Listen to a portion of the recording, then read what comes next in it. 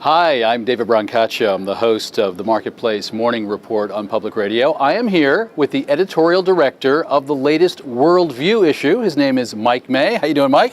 Doing great.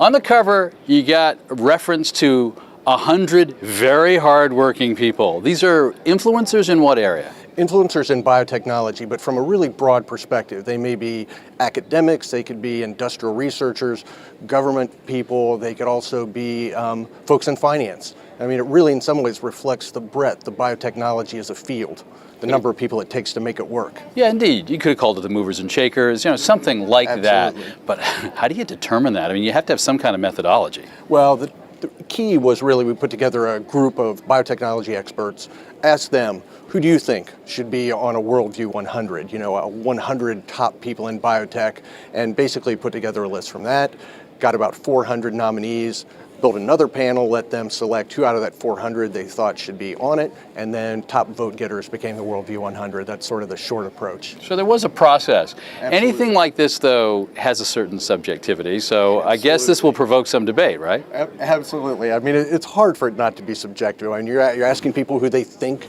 should be on this list, and we're giving them a very broad range. I mean, in fact, we encourage them to select people from different fields and different parts of the world. So absolutely, it's impossible to not have some subjectivity. Now, it's awesome if you're actually on that list. I mean, it explains itself why you'd want to have such a list like that. But what was your idea in highlighting these people? Like, why is it important to have certain people who stand out in shaping an entire field? Sure. I think in a way, it does reflect all of the moving parts that biotech takes. And it also reflects that it's such a global kind of an activity. We have people from all over the world, and this field gets increasingly global. And I think it shows that, and it helps other people who look at this realize that. It takes all these pieces, takes all these people from all over. It's a complicated industry. Now, if you take a look at the issue, another key part is the country ranking, how countries are doing using different metrics for this, and you can find out more about that elsewhere.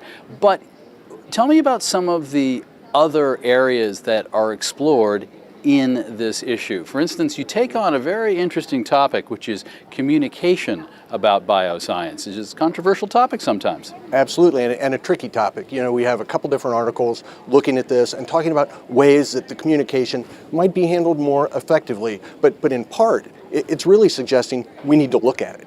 It's saying, look at what has worked, look at what hasn't worked, and try to take some kind of new approach. And in fact, David, really right now, it's still up in the air. What's the best way to go about it? But the idea of doing this was to sort of bring that out. I mean, it's an important part of the field because biotech is not something that just stays in the lab. It impacts people's lives.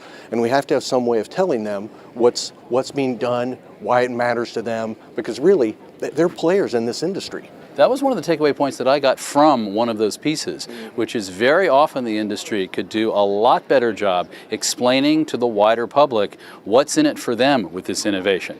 The example I use is maybe some new innovation might be good for crop yields among farmers, but if you're not a farmer, I mean, maybe you're empathetic with your farming friends, but maybe there needs to be a better explanation if there is one. Sure. And I think in a way, this is sort of a mirror image of science in general and technology in general. I think there are issues across the board in terms of helping people understand. I mean, science and technology has gotten very complicated, and it's a lot to ask somebody who doesn't work in this field to understand exactly what's being done. But that doesn't give us an excuse not to try. We live in a multimedia world. Some of it is the digital version of Worldview, some of it is the print, but you're also actually getting out there in the world and trying to connect with people? Yeah, we think that's a really good thing for us to do. So we started what are called Worldview events. We had the first one last December in San Francisco at the California Academy of Sciences facility there, which was a great place. And we had 4 experts in fighting blood cancer come and give a talk, a relatively informal setting with a dinner and panel discussion. And then also we invited other researchers, we invited patients, patient advocate groups, and things of this sort, because again, those people are becoming more and more of a crucial part of how these kind of processes work, how you fight these diseases. I mean, in the end, it's their lives on the line. All right. Mike May, Editorial Director of Scientific American's Worldview issue. Thank you very much. Thanks for coming to talk with me. And thank you for your attention. I'm David Brancaccio of the public radio show, The Marketplace Morning Report.